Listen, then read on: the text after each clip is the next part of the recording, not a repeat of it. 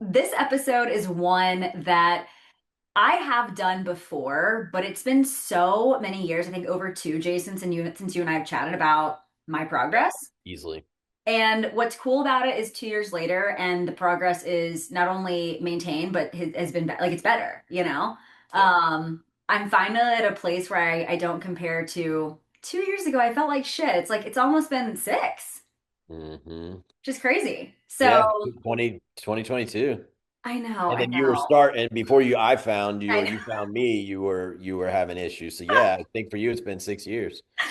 So before we dive in, just in case you are wondering what we're talking about, because I know the title of this episode is a little bit interesting. And so I just want to give you some backstory as to how I got to this place of gaining 45 pounds in 90 days, but was a competitor. Because when people see that, and when I see those photos, it just looks like I let myself go, and that Mhm. could not be further from the truth.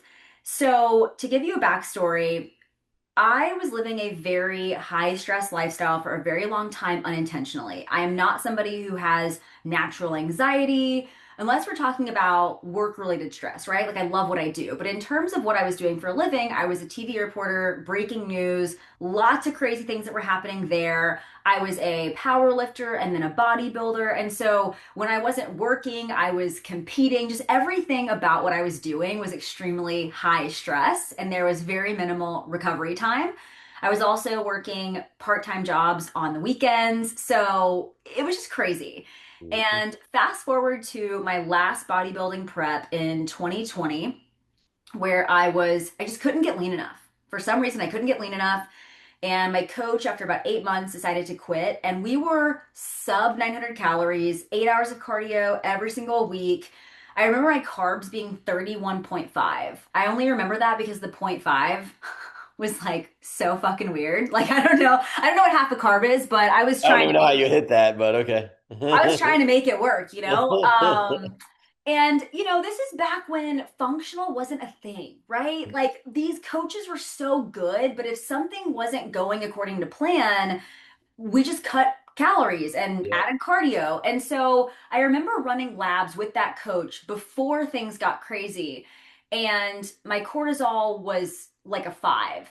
And I remember my coach saying, "Well, you're stressed. This makes sense." Versus like, "This is crazy. We need to stop." Yeah. And what I didn't mention on the backstory in this 2020 year was that late 2019, I was laid off from my career. I started my business. My boyfriend passed away.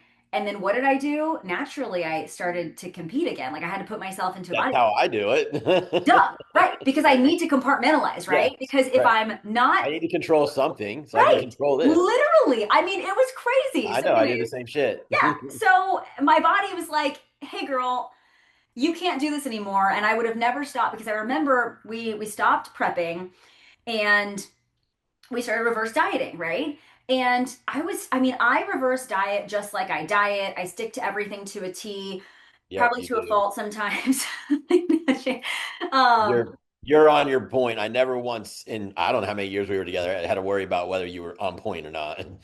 I will say that's something that I really appreciate you saying because you didn't even really know me that well in the beginning, right? And if anything ever wasn't working the way we needed it to, you literally never ever asked me, "Did you stick to X?" Mm-mm. Like you just assumed that was happening. Yeah, Because that's how I am, right? But I just remember I stopped weighing myself because I was so frustrated. And just one day, something fit me different. Like yeah, something just fit me different. I stepped in the scale and I was like, holy shit. right. I had gained like 20 pounds at that point. And I told my coach, and he said, "Well, you're kind of working through a lot. Let's just kind of see what happens." And then 3 months later, I had gained 45 pounds. He's like, "Okay, I can't help you anymore. Let's try to figure this out." So, beginning of 2021, I found this practitioner, very woo woo. I ran all these labs. I found out that I had very high levels of mold, which was likely in my apartment, not Yep, visibly in my apartment, but it was right. there.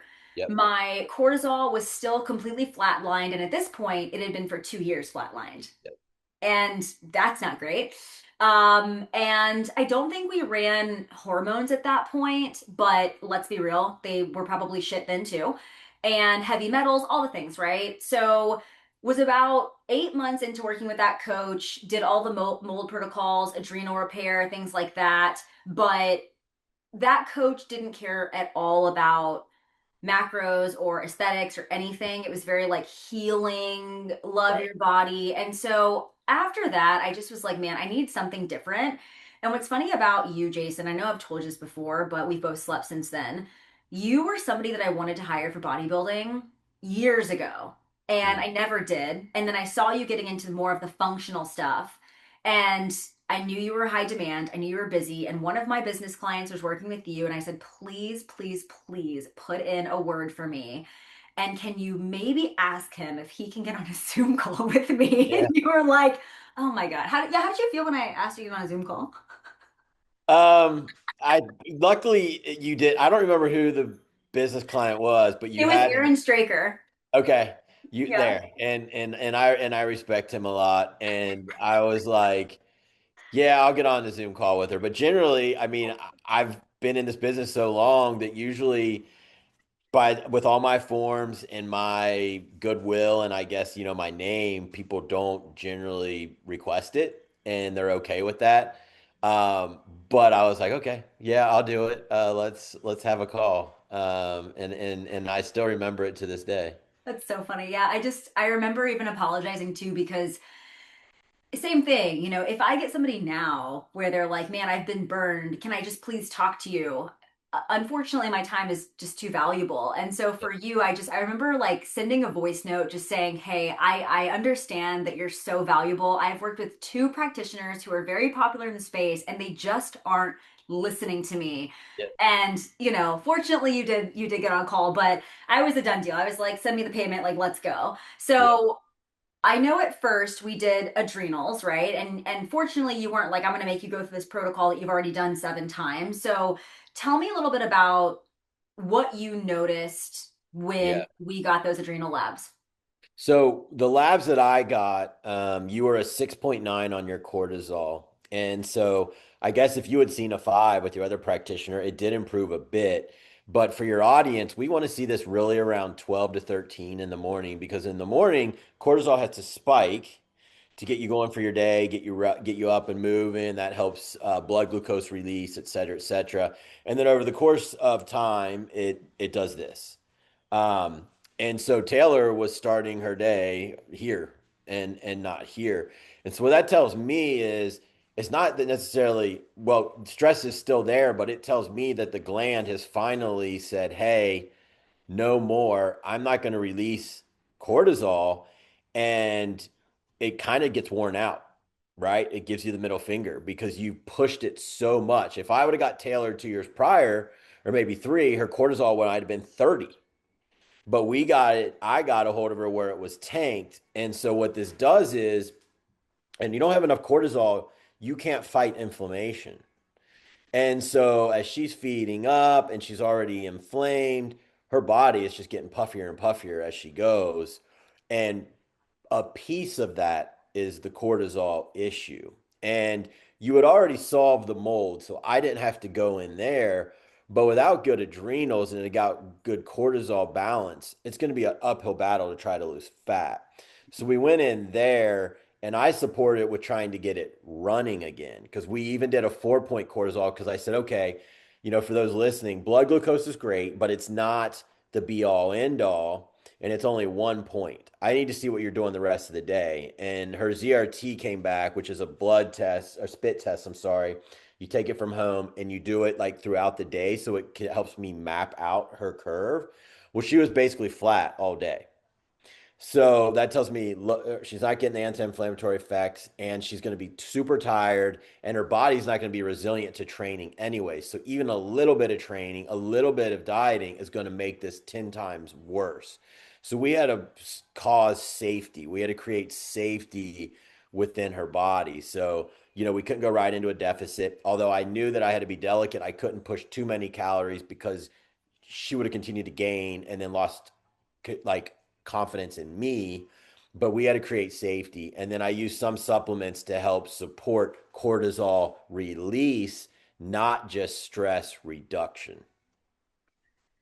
What I love about working with you when I did, right? Because again, I feel like at this point in time, I had no idea what the word functional meant, Yep. and you were really sinking your teeth into it and learning about all of this. So I was like pre-flush, you Yep. know? Yep. And it's funny because the protocol you use with me, I have repeated that so many times. And even today, I will do that protocol once or twice a year at like 50% capacity, just because once, in my opinion, right? Once you've had that flat line, your body doesn't go like, it goes right back to that if you're Mhm. kind of compromised, like it Yep. remembers it. So for me, Yep. just because I am such a high stress, high output individual, I'll do it twice a year and I'm pretty chill. But when you mentioned the inflammation, I want to bring this up because I think for me, this is something that looking back, I could have noticed before the fat gain started. Because when I look at my face during that contest prep, even though I was relatively lean, my face around my jawline was just so Puffy. puffy. Yep. Yeah. And I was also somebody who wore it like a badge of honor that caffeine didn't impact me. I am the Mhm. person that could drink caffeine at 5 p.m. and go to bed. And that wasn't even intentional. That was like a TV news thing, Yeah. honestly. Like Yeah. I built that habit in TV because I Yeah. was up late. I was just crazy, right? And we never really think about how things impact us. And that was also in the IIFYM era, Hmm. right? So when I was eating, the 31.5 carbs, Yep. how much of it was Walden Farms and Yep. xanthan gum in my smoothies and Yep. like Yep. Yep. just stuff like that. Just So processed yeah, garbage yeah, yeah, causing more inflammation, right? yeah. And I remember the hardest thing that we Yep. had to do was the first 30 days, like I didn't train. Nope. And that Yep. was so hard because I did that once before and then we did it again. And as a high achiever and somebody who says, the gym is our outlet, that was really, really Difficult. hard. Yep. And hello, I was a fitness coach talking about this, hating my body, not knowing what the fuck was going on. Like, I truly did not feel like me. I have Yep. never been this size. I was like a size 10 in my entire life. I was, Right. just to put this into perspective, my norm at the time, I could chill at about 135 pretty easily, and I'm 5 foot 3, 4, and I was teetering 170. Yeah. When you came And to me. Yeah, you were. and that's a lot, right? So Yep. okay, we started working the adrenals, and then we got a hormone panel done. So talk to me about what you found on that. So we basically saw that you were pretty damn close to menopausal range in hormones. Your testosterone was a 16. And then I did another one and it was a 14. And, generally speaking, on total testosterone, they want females generally, which this is kind of laughable, but they will allow 4 to 60. Well, you were at the very, bottom where it's more like a woman of her 60s. That's about what you might see. And then your progesterone on one lab was a point 0.1, which is definitely menopausal. Your estradiol was 36, which is also menopausal. So the years of stress, the years of competing, mold did not help as well, had put your body in a position where your hormones were that of a menopausal woman. Now, when you think about what happens in menopause, unfortunately, a lot of women who don't choose HRT, what do? They usually get puffy, put on weight. We see more autoimmune conditions happen. We see just a lot of negatives from not having hormones. So I remember, I'm pretty sure I had a conversation with you that said, hey, you're pretty young. I don't know if we can get this testosterone up or not. You've already been fed up. You've already taken some time off. It's not looking great. You can do HRT, which is probably for life, or we can wait 6 months and see if it comes up. I can throw natural remedies at you. We can feed up a little bit more. And I believe you said, fuck that. I've had enough and I want to feel good. And you went the HRT route. If I remember correctly, that's basically how it went down. But I explained your options and you took the option that you felt made best decision to, was the best decision for you. Yeah, and the reason, well, I you only missed the part that I cried and requested my second Zoom call with you because it felt like a death sentence. I remember that too because it was actually, so mind you, I'm living in this apartment with mold. I've gone through the mold protocol, and at the time I'm in Cleveland and I'm building my house in Dallas, which Yeah. I haven't moved into yet. And I kept telling you I should be there in April, but I don't know. And I remember the person I worked with, because after the original woo woo practitioner, I hired a second person who's a very popular dietitian in the space. And same thing, just we tried a lot of the natural remedies for hormones. And when you ran that lab panel, I mean, there had at least been 6 to 8 months in between, and nothing had Mm. gotten better. And so when you told me that, I don't know why I felt like that was so catastrophic at the time for me.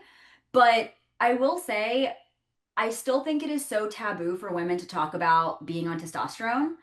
And I believe I was 28 at the Mhm. time. And That's what I think. Yeah. and so that just felt, I mean, when you say testosterone for life, and I'm still so overweight and nothing has worked, because at this point, I had been doing protocols for 2 years and nothing had gotten better. And I'm like, oh my God, this fucking sucks. So, Mhm. yes, I had a little like mental breakdown situation, but long story short, shout out Advanced Vitality. I got on HRT and yeah, okay. So then we got on HRT. I remember too, because I had shout out Troy, because that's before it was like as large as it is today. So I feel Yeah. like I just Yep. talk to Troy all the time, which Mhm.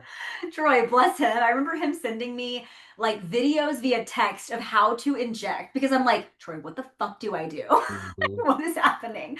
But I remember I had lived in Texas for like 2 weeks and got my shipment in, and we decided to stack the testosterone as well as semaglutide, Yep. which it wasn't popular then. But the Yep. only reason we decided to diet is because at that point my adrenals were better and we Mhm. had the green light that we could start to diet.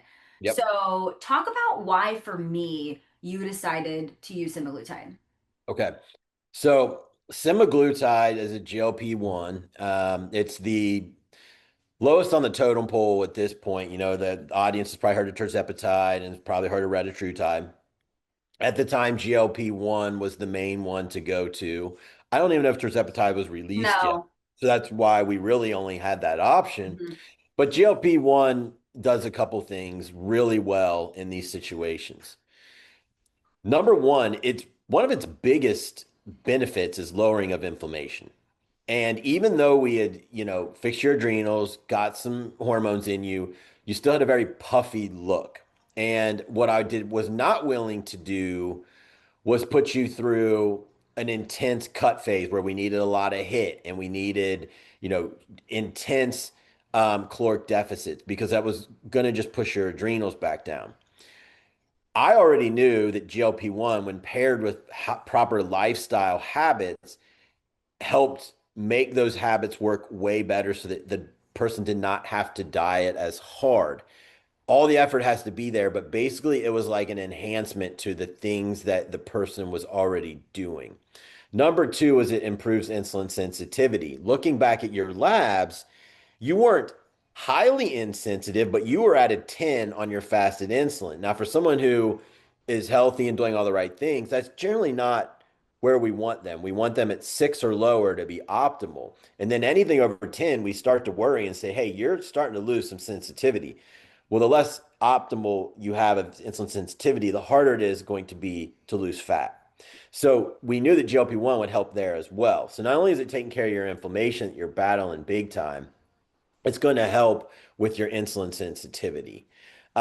This other things that it does is really not what I wanted from it because you followed a plan. You didn't need the, oh, this person can't diet because they get so hungry and they just break. That wasn't about that. For me, it was inflammation, which I known had been built in your body for so long because your cortisol had been crashed for so long. And then number two, improving that insulin sensitivity so that we got the best bang from our buck from our program that I didn't have to lean on you as hard. And it worked beautifully with all of your continuing to do your habits and your lifestyle habits and your training. And we had hormones right. We had the adrenals right. Insulin sensitivity is now improved. Inflammation's now down at a good level. And boom, your body behaved like it should have behaved. And that's why I went that direction. Yeah, and again, if I would have come to you today, I'm sure we would have done so many things differently, Mhm. but you already are working with somebody that has been dealing with this crap for so many years that there's no way you would have ever just been like, okay, let's diet. It's like, why would you not try to find some form of reprieve to help me lose the weight faster as long as it is safe, which I'm not Correct. worried about that. And so I remember when you mentioned this to me because this was literally so early on in the semaglutide phase. I It remember was.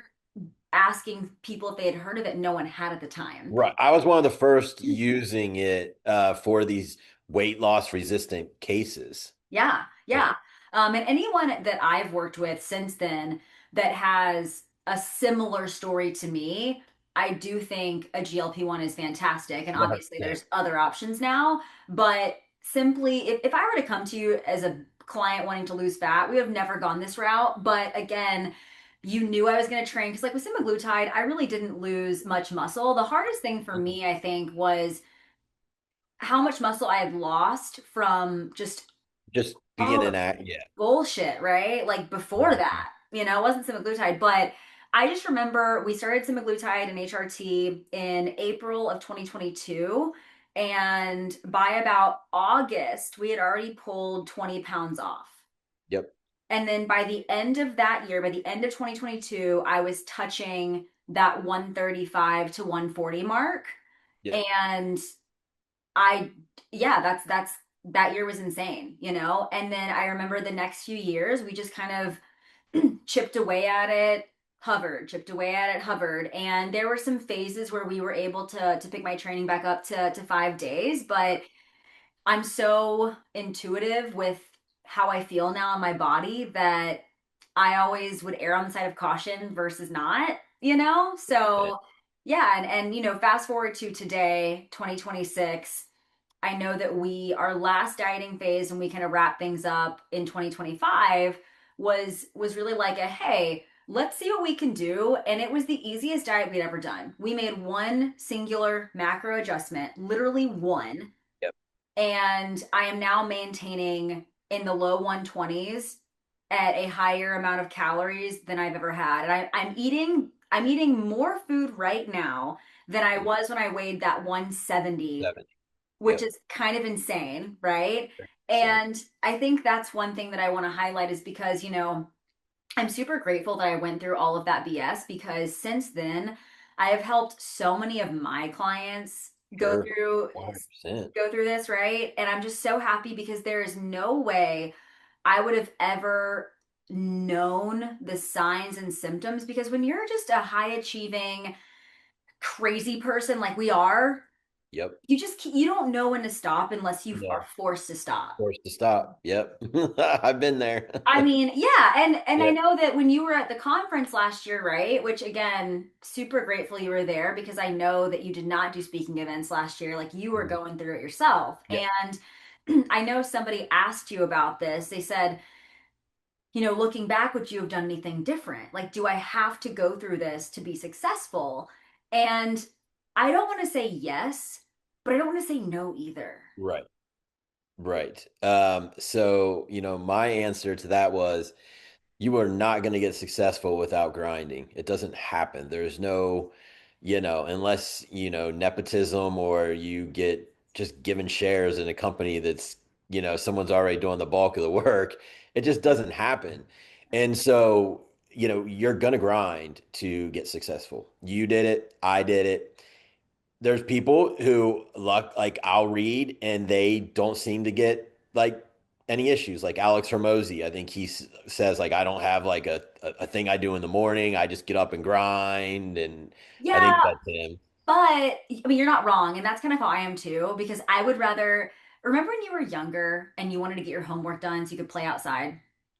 That's how I describe my day. Like I like starting early because that's when I'm productive, but then I like cutting my day off at like 3 so I can play outside, which is whatever I want to do. But I heard a podcast with Alex Hermosi recently about how he doesn't feel like he has a purpose in life. And Mm. so it's like I think people figure out how success has impacted them differently or what they had to give up. And for him, he's like, I don't have a child. What's my purpose? You know, whereas for me, it was my physical body.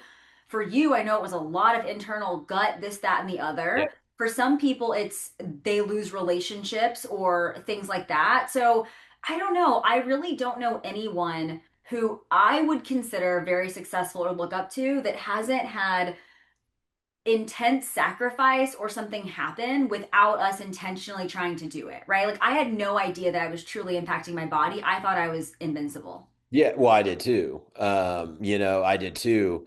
And, I think what I tell people now is that you don't know if you're going to be that person who's going to be resilient enough or if you're going to have issues like you did or I did. So, what I tell all my clients now is if you're going to be a high performer, you should have high performance lifestyle habits.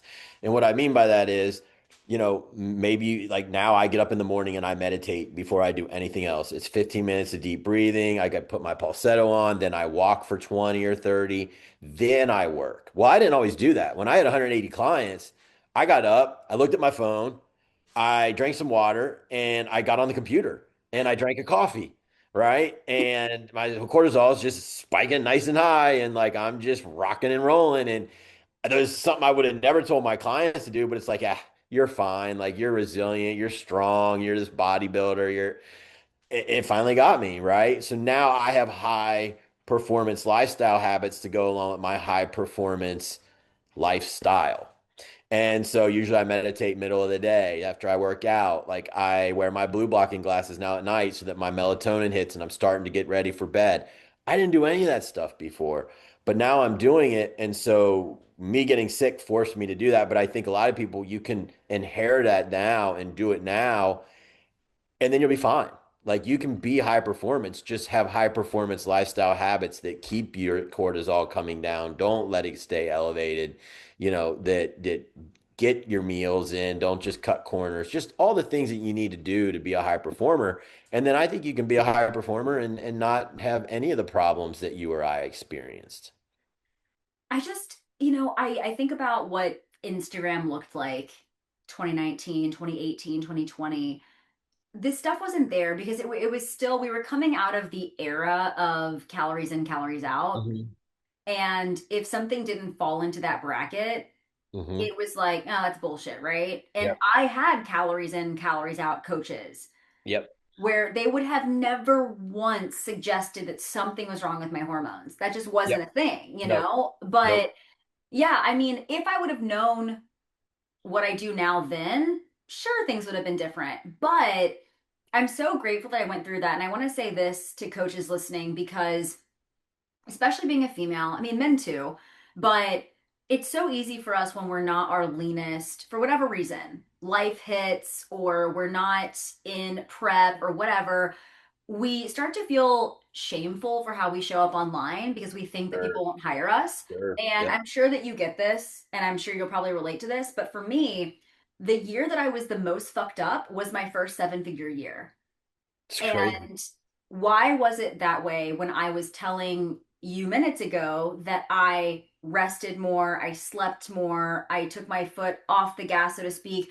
I realized that so many of the habits that I had built were extremely inefficient for one. Hmm. I was working 12-hour days, 14-hour days, but was not getting the work done that, right? Like it didn't make sense. Yep. Yep. And I was finding validation by saying that I was working those Working all crazy those. long days, Yep. right? Yep. Like that felt really good to me. I felt a sense of purpose. Yep. But, looking back, I mean, it's crazy to think what I was doing and how I made that happen. But ultimately I was showing up every day on my stories and on my feed. And instead of hiding, because I remember doing a photo shoot that year because I had to do one. And I was like, man, what do I wear? And that's why I always joke about it being my sun hat era because I was like, I don't know what the fuck I should wear. Things that I normally wear look fucking weird right now. I don't know Yeah, what to get. yeah, All the business coaches at the time were like very beige and boring and basic. And I'm like, well, that's not me. Like, what is this? But it's just funny because I was so transparent that more people wanted to work with me because they were like, she gets it. She's real yeah, versus like, oh, she has abs and I want to hire her. But now, same thing is true. And you are a billboard for your business. And yep, so for me, the biggest flex that I can say now is that I am the, I love the way that I look and the more that I grow and the more money that I make, the better I look and the better my labs are. yep. And like that is possible. Like it is possible, but Oh I yeah. do think you have to go through some shit, whatever the shit is, to figure out what your balance looks like. Correct. Yes, your balance may not look the same to me, No, but you're still going to need high performance lifestyle habits to support your high performance lifestyle. And so, my habits are I can't jump right to the computer anymore, but that was one of the biggest things I did, and I know it was bad for me. You know, I don't do that um, either. I can't stay up till 1 a.m. anymore. I need to be getting into bed and getting sleep, just things that I used to do because, if I would work till 10, I didn't like going to bed right at 10:30 because then I felt like I had no downtime or just me time. Like I wanted me time, right? So now I just try to cut my night off earlier so I can be in bed at a better. I just had to modify what I needed to in order to be the same hard charging person. But, what you were talking about sharing your journey, all of 2025, I just stayed off Instagram. I didn't want to share it with anyone because here I am, this functional coach, and I tell all my clients to do all these things, but I wasn't really doing them because I was so busy with all the businesses and how many clients I had that I just couldn't find the time really to do it. I mean, I was still getting up at 6 a.m., but it was like I needed to get right away to the computer because I had 180 clients. Like, yeah, I guess I could have got up at 4 a.m. like you, but like I just don't know if that's going to happen. Getting in bed at 8 for me is tough with I kids and know. wife, but like, you know, it's like I felt like, you know, a fraud because I got hit with this stuff. And it's like, I know better. And I thought I was doing enough, but apparently I wasn't doing enough for how hard I was working my body. And, I had the competing realm in there too. That always throws a lot of stress on you. So in 2026, I've shared a lot more about it. And I think people have resonated. I've gotten a lot of clients that are gut clients now. And I really think because of the gut is the root cause of my issue, I was always good with gut, but now like I can look at any GI map and I know exactly what needs to be done. I can look at any biome site. I know when I need to retest my clients. I know when nutrition needs to change because I had to walk through it. I was always pretty darn good at it, but now I consider myself an expert because I've gone through it. So I am opening up and talking about it more, but it was very difficult for me to share at first because it just felt too vulnerable and that like how could a guy that's known for functional get himself in that position? Totally. I don't even think there's probably like a 6 month gap of time where I didn't talk about it. I Yeah, just wasn't showing full body. I stopped yeah, doing workout videos and things like that. yeah, I started talking about it when I had the labs to prove that I had mold and these other yeah, things. yeah, Because then there was validation in my brain that yeah, yeah, something yeah, bigger was causing it. And yeah, so I agree, but man, I know so many men too where they feel like they have to get a pro card for people to hire them. Right. And here's the deal with competing, and as somebody that competed for a very long time, it is so rare for somebody to be able to compete and it not impact your business unless you are extremely dialed in, and also have a business that's fairly self sufficient. yeah, If you're still trying to like build your business in the beginning stages, please don't compete. Just like wait. yeah, Just like wait, please, yeah, because it's really not going to help you like you think it's going to help you. People like relatability. It's why I still don't give a shit about a Lamborghini. Like, just not my vibe, Like, I'm not the business coach for you if that's what you're looking for. I don't know.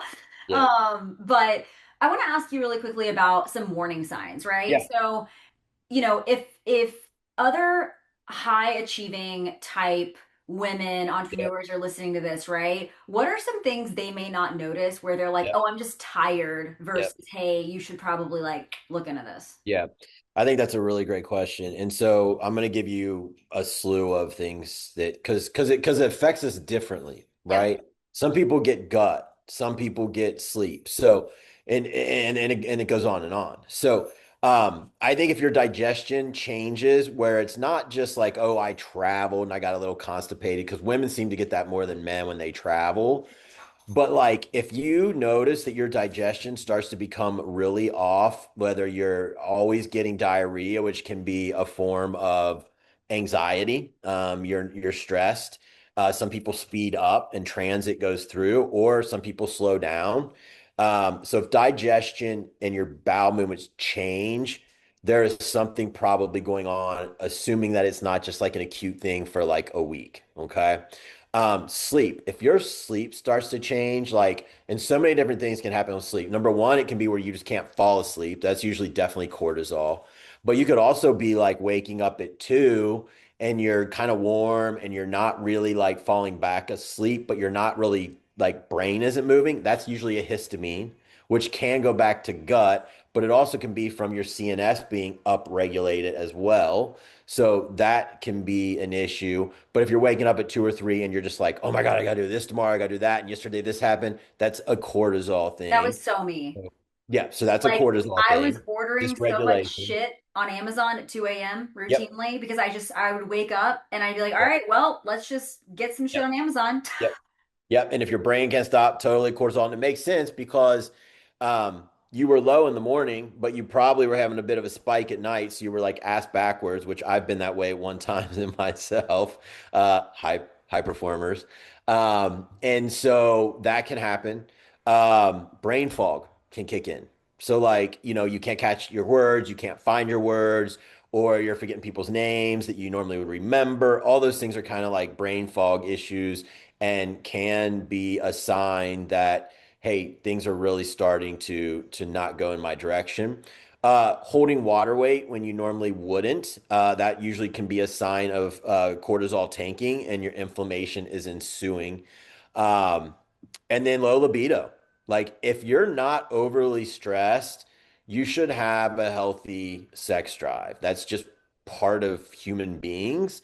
And yes, it's going to wax and wane because like you might have a stressful week, but if you're locked in stress and high cortisol, that is going to tank and you're not going to feel that and you're going to notice that vibe. So if that is going on, that is also a time to evaluate. And what you should do in these situations is get labs, like see where you're at. Like you don't have to like immediately do 10 different things in your lifestyle. Get some labs, see if it validates what you're feeling. And if it does, then, set up some new goals, like lifestyle goals. Like I said, some people do well journaling. I am not a journaler. I'd rather get up and meditate. That makes me feel good. I hit my PMF mat. I turn that sucker on. I put the infrared on and I lay on it with my pulsetto and I do deep breathing. And man, I immediately set my tone for the day to be, more parasympathetic. What works for you is going to not work for one and vice versa.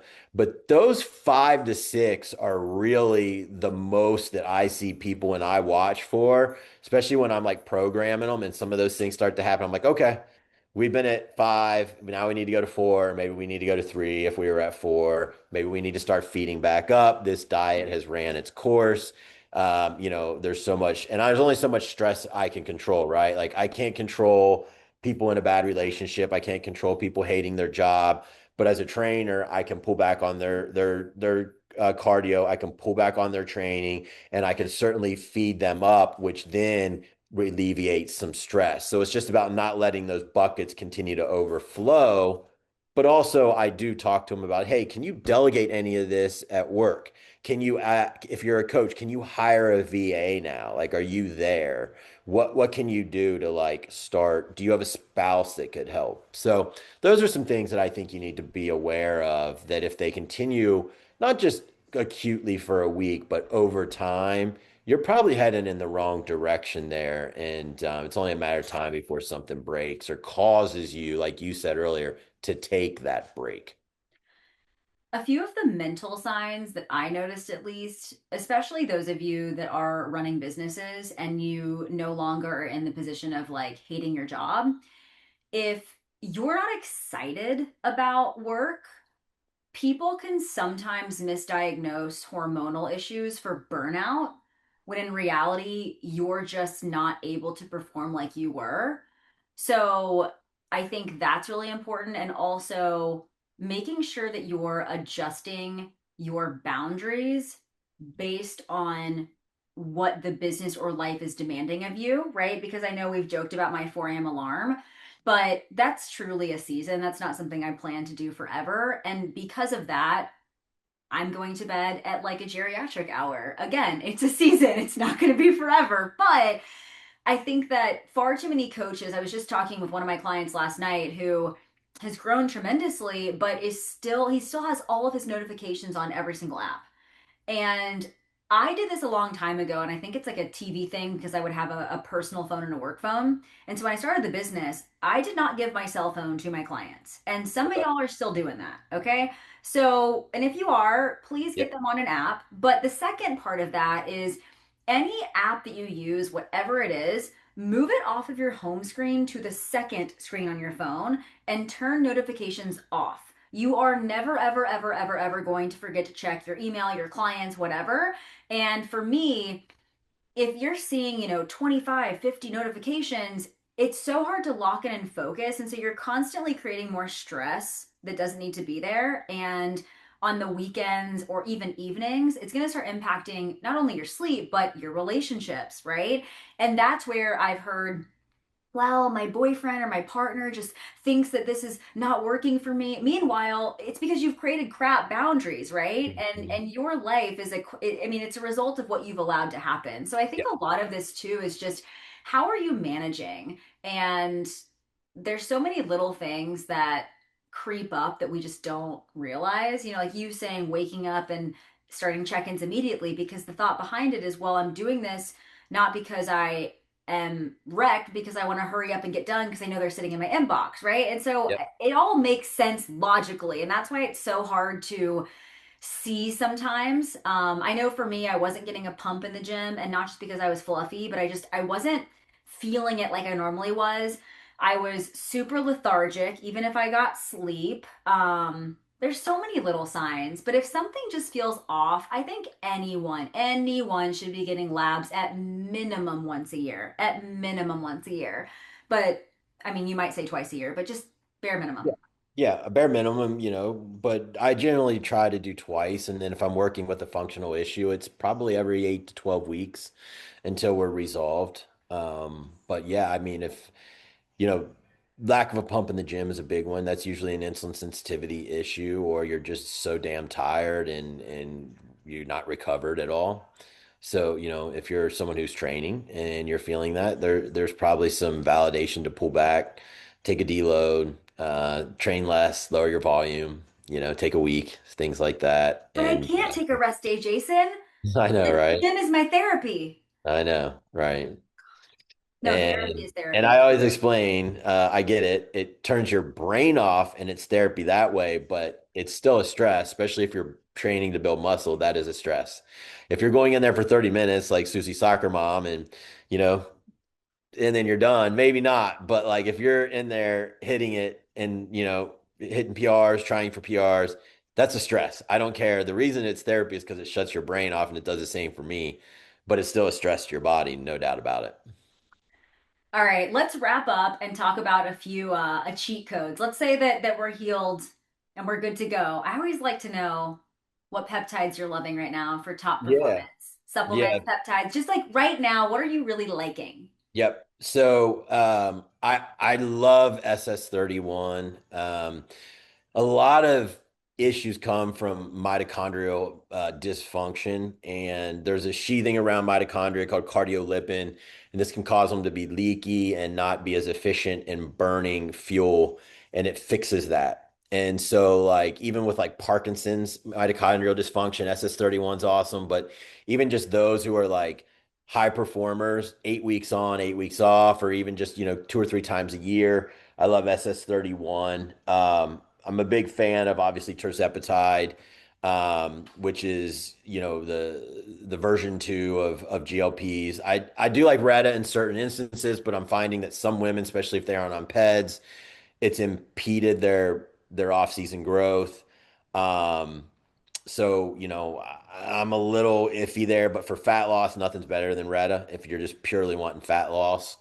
But tirzepatide still does work really well. So I love either, and I love them for lowered inflammation. I use them with autoimmune conditions. I use them a slew of things rather than just straight up fat loss.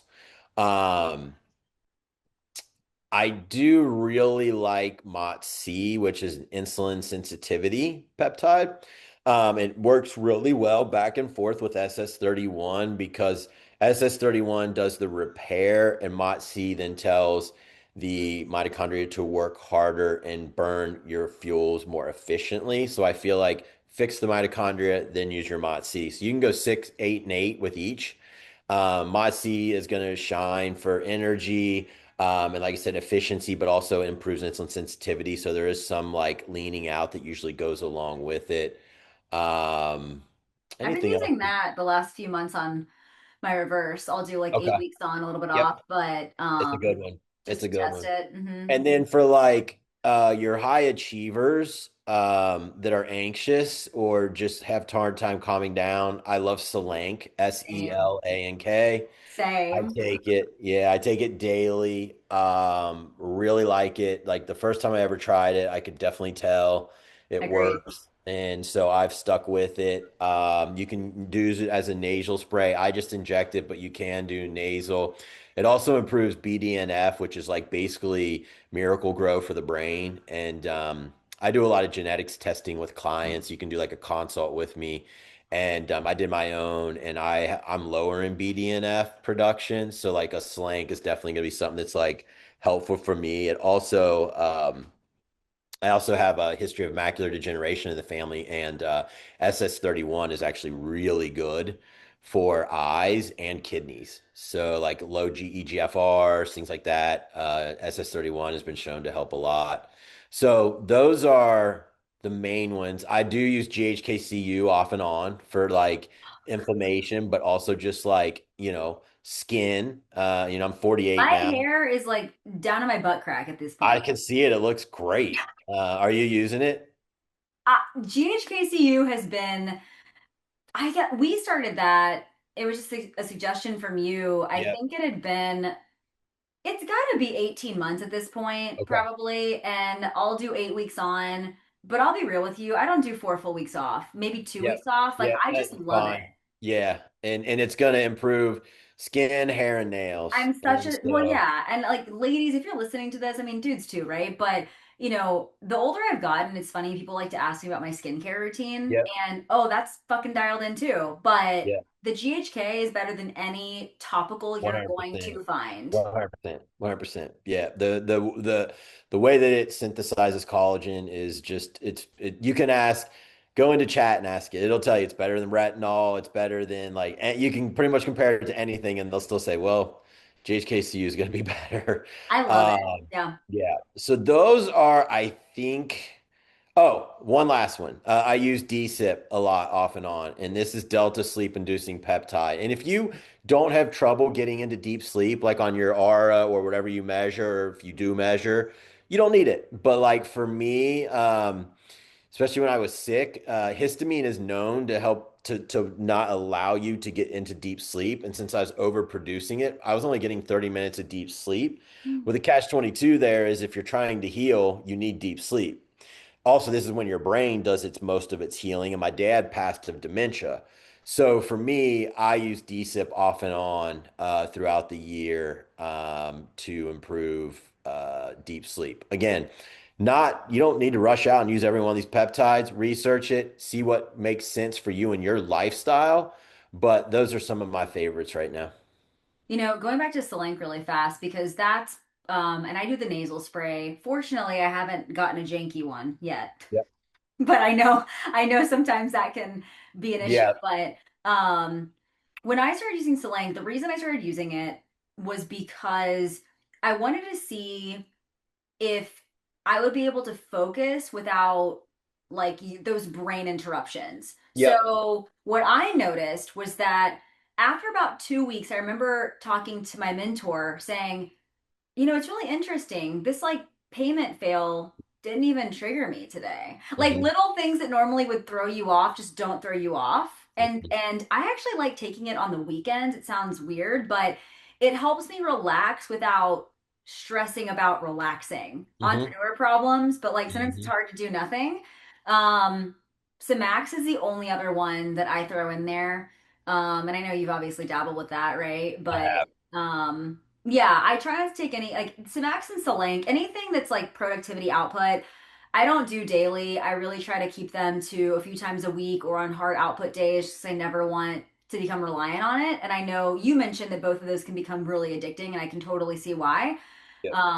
Fortunately, I don't have an addictive personality, but GHKCU is like my favorite, and Solank is definitely top of the list for those of you that run a little anxious and want something, and maybe you don't want to do a full blown injection yet. Highly recommend trying the nasal spray in the Nasal spray. morning. Yep. The nasal Yeah. spray works really well because it is basically getting to the brain much more efficiently. So, and that's one of the ones I think you can definitely deliver nasally, and you won't see a difference between nasal and injection. Whereas usually a lot of times injection, you're going to get a better response. But I Yeah. think Slank and Samax are one of the ones that deliver very well that way.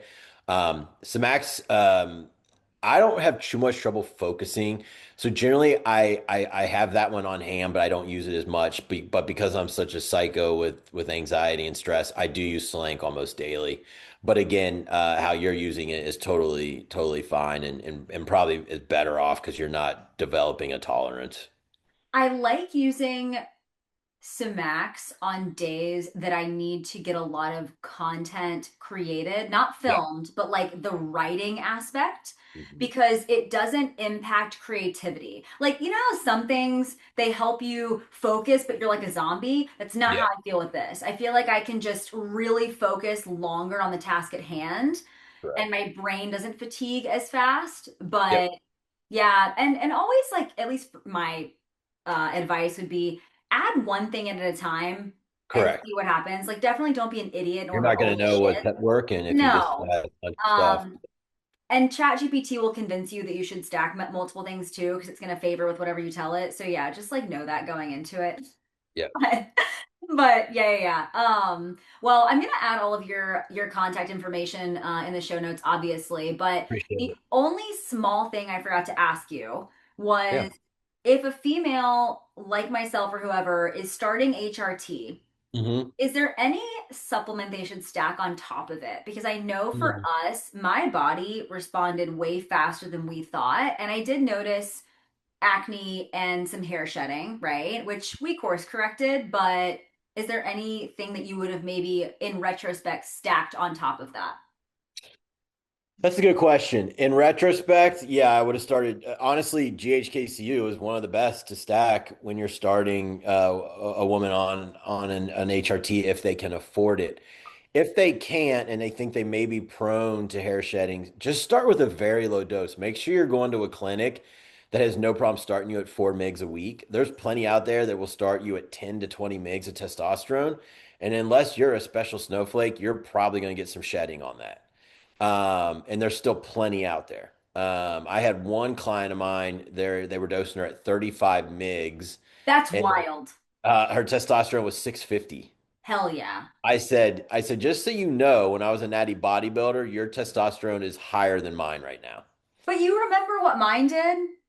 Like, I don't know if you remember as Mhm. well as I do, because you've, again, like you have a lot of clients or have. Yeah. So we started out, we used a propionate, and my body, the reason that I remember us noticing even progesterone being high than low is because when I was taking those like droppers, it would skyrocket, and the second I would stop, it wouldn't. It's like my Yeah. body just like doesn't know how to fucking use shit properly. Yeah. So we were dosing like three little tiny units twice a week, and I went from that 14 to a 417 in 6 months. And I remember you being like, how the fuck is this even right? Like it was just Yep. crazy. And I Yep. think it probably was a combination of like I was also dieting at the time and all that. So fortunately we corrected it, but Yep. that's where I started taking like some saw palmetto. Yep.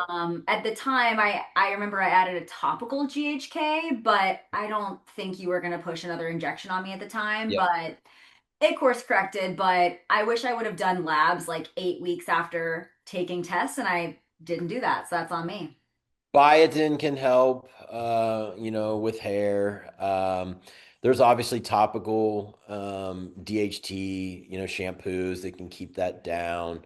But I recommend like basically just use it, hit the nail on the head. Start at 4 mgs a week of testosterone, spread out 2 mgs Monday, Thursday, and then in 8 weeks run your labs and see where you're at.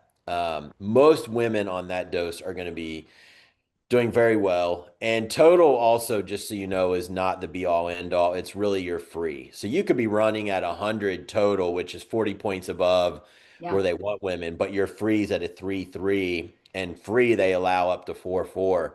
And that's what your body's feeling. So generally there, even though you're 100 on your total, your free is well within range, and that's what your body's feeling. And usually you're not going to see any side effects there. So you might need to see your total go up a little bit higher just to get your free moving into a range that is solid, and that's okay. You don't need to freak out about that. Now, of course, side effects trump. If you're having sides and it needs to be pulled down, and you're just going to have to deal with a lower free test.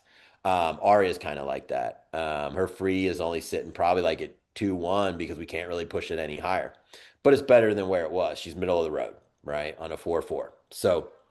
Um, Symptoms always trump, but I would start there. But if it's in budget, GHKCU would be where I would run with it. Absolutely. Yeah, no, I'm glad we did this episode because I just want more women to talk about their experience with HRT. And there's not a lot of people that I can identify that are high performance entrepreneurs, specifically that are female running businesses. And we see a lot of male owned, which I never pull the female card, but it's like, it's fucking Yeah. hard. I think I can output like a dude, and I, Yep. I try to, Yep. I try to act like that, but I've Yep. made a lot of mistakes along the way. So, Yeah. um, but biggest suggestion would be for me, I mean, I had a coach for so many years, and if you're a coach, get yourself a fucking coach, especially if you have never done labs and you don't even know, even if you have no symptoms at all, go get labs and figure it out. At least give yourself a baseline because longevity, performance, like all that matters. I wish I would have taken labs more seriously as a bodybuilder Yeah. even before something Early was on. wrong, you know? Yeah. Yeah, and Cool. our clinic has a really cheap lab for females. It's only 260 and it's Yep. really robust. So you can contact Brooke with an E at advancedvitalityhrt.com if you need to get that lab. Yep. Like I said, I will put Jason in the bio or in my bio below or in the show notes and then advanced vitality. But I mean, that's what I use for everything. And I know there's so many clinics out there and I get literally zero commission or anything by saying any of this. I just know that Jason changed my life in 4 years. So, and It's a now it's just pleasure doing to big things. pleasure to be along for the ride. I know. Hey, I tried not to be like a pain in the ass You were client. not. It's very Never. chill. Okay. Never. Especially for all you had going on. Thank you, Jason. I appreciate it. You're welcome.